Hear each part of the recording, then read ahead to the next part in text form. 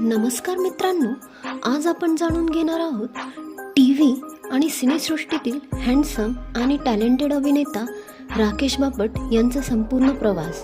अगदी थोडक्यात पण दमदार. 1 सप्टेंबर 1978 रोजी महाराष्ट्रातील अमरावती येथे जन्मलेले राकेश बापट लहानपणापासूनच कलाक्षेत्रात सक्रिय होते.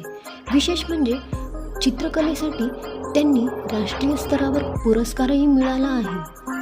पुढे मॉडेलिंग करत असताना एका टूथपेस्ट जाहिरातीमधून त्यांना मोठी संधी मिळाली. 2001 साली प्रदर्शित झालेल्या तुम बिन या चित्रपटातून त्यांनी बॉलिवूडमध्ये पदार्पण केलं आणि पहिल्याच चित्रपटाने त्यांना ओळख मिळवून दिली. त्यानंतर कोई मेरे दिल में है सारखे चित्रपट त्यांनी केले होते. पण खरी लोकप्रियता मिळाली ती टेलिव्हिजनमुळे. 7 फेरे सलोनी का सफर मधील त्यांची भूमिका आजही प्रेक्षकांच्या लक्षात आहे. त्यानंतर मर्यादा, लेकिन कब तक, कबूल है, तू आशिकी अशा मालिकांमधून त्यांनी वेगवेगळ्या भूमिका साकारून स्वतःची वेगळी ओळख निर्माण केली. मराठी चित्रपटातही राकेश बापट यांनी भक्कम पाऊल ठेवलं.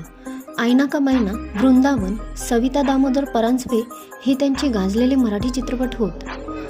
वैयक्तिक आयुष्यात त्यांनी अभिनेत्री रिद्धी डोगरासोबत लग्न केलं होतं. मात्र 2019 मध्ये दोघांचा घटस्फोट झाला. पुढे त्यांचं नाव शमिता शेट्टीसोबत जोडलं गेलं, ज्याची बरीच चर्चा झाली. पण रिअलमध्ये ते फक्त एक चांगले मित्र आहेत. 2021 मध्ये राकेश बापट बिग बॉस OTTमध्ये सहभागी झाला आणि तिसरा रनरअप ठरला. त्यानंतर बिग बॉस 15 मध्ये वाईल्डकार्ड एंट्रीसह दिसला. परंतु काही वैद्यकीय कारणामुळे 40व्या दिवशी घराबाहेर पडला. आणि सध्या सगळ्यात महत्त्वाची गोष्ट म्हणजे राकेश बापट सध्या बिग बॉस मराठी सीझन 6 मध्ये स्पर्धक म्हणून सहभागी आहेत. त्यामुळे ते पुन्हा एकदा चर्चेच्या केंद्रस्थानी आले आहेत. घरातला त्यांचा शांत, समजूतदार आणि सुसंस्कृत स्वभाव प्रेक्षकांना खूप आवडतोय.